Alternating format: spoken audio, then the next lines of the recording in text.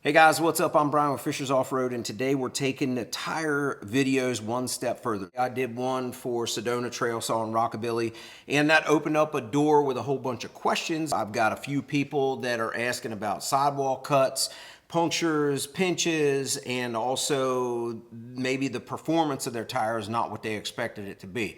Let me talk to you about one thing a lot of people don't take into consideration whenever they're buying tires. Sometimes you look on Amazon and you're like, well, that tire there is in my price range. Well, it might be in your price range, but it's not in your load range of your ATV, UTV side-by-side.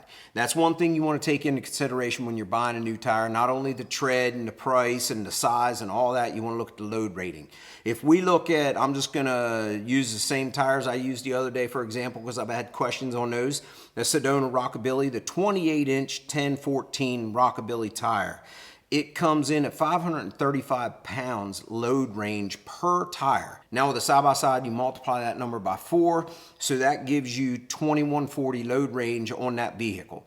Now if your vehicle weighs 2,000 pounds, you're gonna be pretty much at your maximum load range with just by throwing a couple things in your machine and a couple adults. So what you wanna look at is adding a little bit more air. Instead of running like the Rockabilly's an 8 PSI tire, maybe you wanna run a 10 or 12.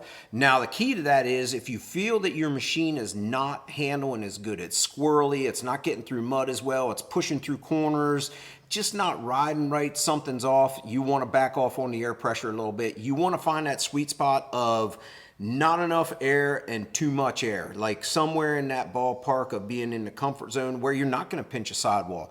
Because if you got a heavier load than what your rating is and your sidewall is kind of like sticking out and exposed, you're going to pinch a sidewall, you're going to cut a sidewall. And if it's like that, you're definitely going to get some tire damage.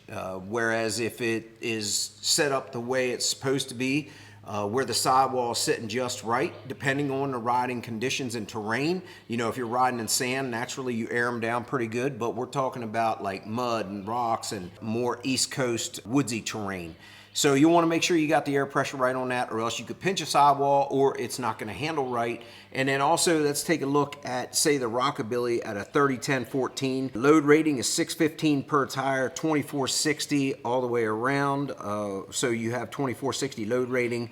Now going from a 30-inch to a 32-inch, same tire, same PSI, but a different size, you're looking at 785 pounds per tire times 4. That gives you 3140 load rating for your vehicle. And then if you go down to the trail saw itself and you look at it, there's not much difference between the 28 and 30, a little bit more load rating. But when you look at a 32-10-15, you're talking 805 pounds per tire. And at 4 tires, that's 3220. And then if you look at a 35-10-15, that's 990 pound load rating per tire times 4, that's 3960. Boy, you could haul some stuff with that tire.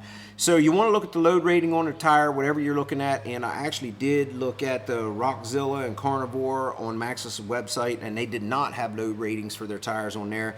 So I don't know where they're at. I know they're like 18 PSI tires. So if you air down, there's going to be a difference. If you air up, there's going to be a difference, but I'm not sure what the load rating is on those tires. So there you go, guys. Make sure your load rating is right for your machine and enjoy your ride. We'll see you. Take care. Have a good one.